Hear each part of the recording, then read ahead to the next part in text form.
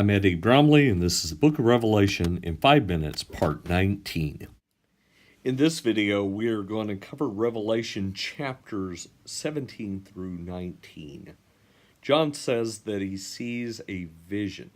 He sees a vision of a great queen, a great goddess of a woman, and she sits on 7 hills. The waters of the world are at her feet. Everyone in John's audience would have known that he was talking about the goddess Roma, who was the embodiment of the Roman Empire. She was to Rome what Uncle Sam is to people in the United States, or what the bald eagle is to people who live in the United States, an embodiment, a symbol of what our nation stands for. Well, while she looks like a great lady, she acts like a drunk prostitute.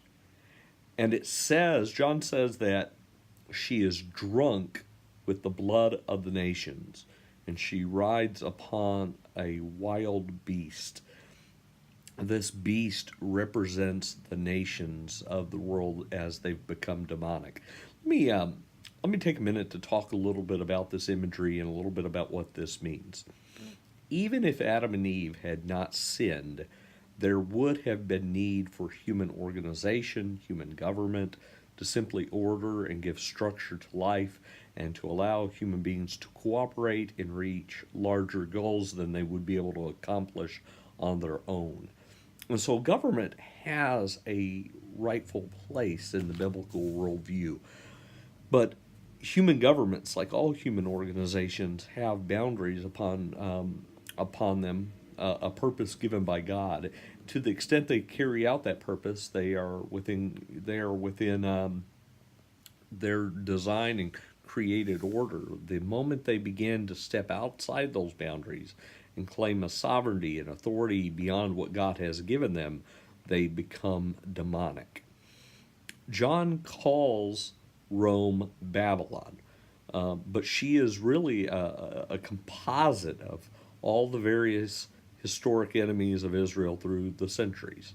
And she's not the ultimate embodiment of evil in a government. She is just one variation, the current variation of embodied evil at the time in which John lives. There have been many since, and perhaps if Jesus tarries longer, there will be many more.